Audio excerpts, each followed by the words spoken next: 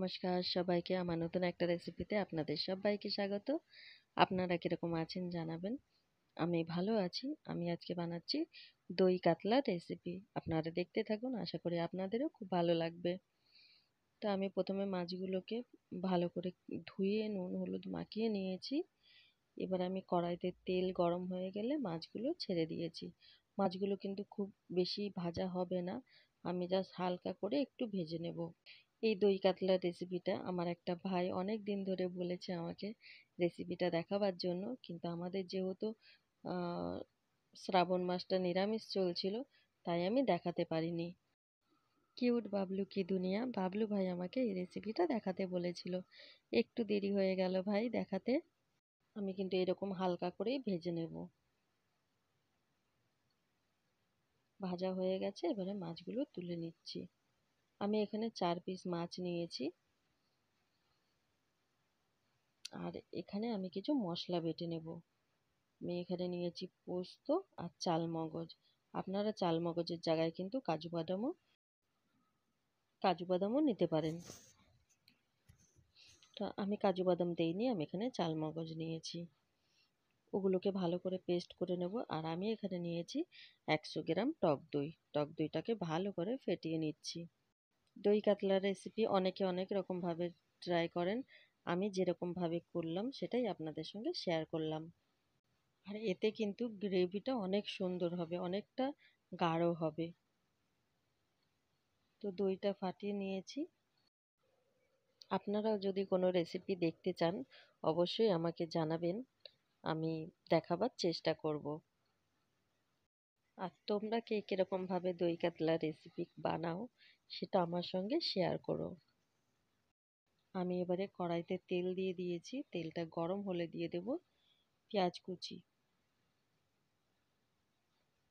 আমি এই পেঁয়াজটা কিন্তু বেরেস্তা করে নেব।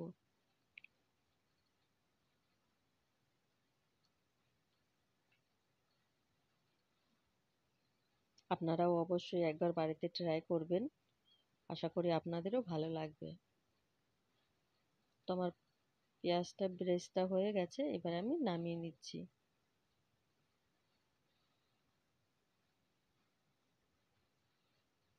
এবারে আমি কিছু গোটা মশলা এখানে দিয়ে দেবো ফোড়নে।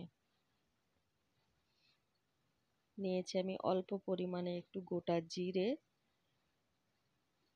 দুটো গোটা লবঙ্গ, একটা এলাচ, তেজপাতা, একটা শুকনো লঙ্কা আর দুটো গোলমরিচ আমি ফোড়নে দিয়ে দিলাম। আর নিয়ে নিয়েছি এখানে আদা রসুন পেঁয়াজ একসঙ্গে বাটা। আমি কিন্তু এখানে পেঁয়াজ কোনো রকমভাবে কুচি ব্যবহার করব না, তাই আমি এখানে পেঁয়াজ আদা রসুন একসঙ্গে বেটে নিয়েছি। আমি ওখানে বড় সাইজের একটা পেঁয়াজ আর 1 চামচ থেকে একটু বেশি আদা রসুন বাটা নিয়েছি। এবার আমি ভালো করে মশলাটাকে কষিয়ে নেব।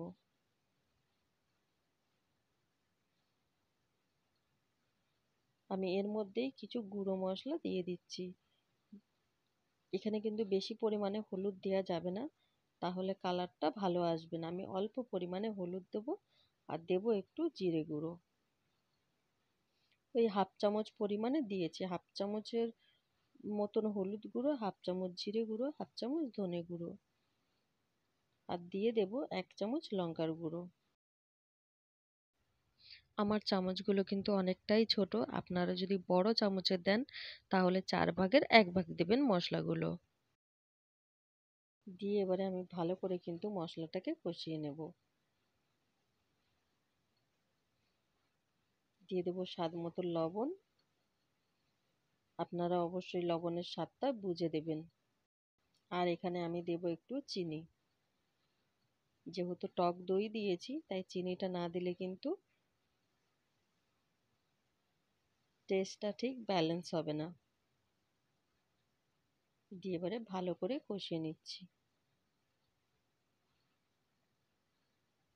অসাধারণ সুন্দর লাগে এইভাবে দই কাতলার রেসিপি করলে। এবারে আমি যে মশলাটা করে রেখেছিলাম চাল মগজ আর পোস্তর, সেই বাটাটা দিয়ে দিলাম। ভালো করে আমি কষিয়ে নেব।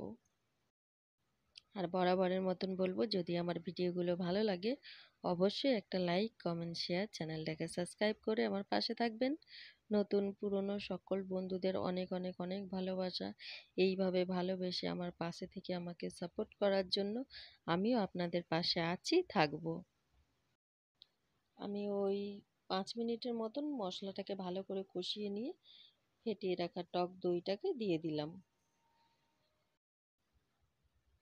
গ্যাসের ফ্লেমটা কিন্তু লোতে রেখে দইটা দিয়ে ভালো করে কষিয়ে নিতে হবে, না হলে কিন্তু দইটা ফেটে যাবে। তো আমি এরকম করে 3-4 মিনিট কিন্তু কষিয়ে নিয়েছি।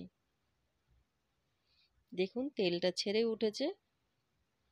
এবারে আমি যে দইটাকে ফেটিয়ে রেখেছিলাম সেই কাপটা ধুয়ে একটু জল দিয়ে দিয়েছি। এখানে আরো একটু জল দেব।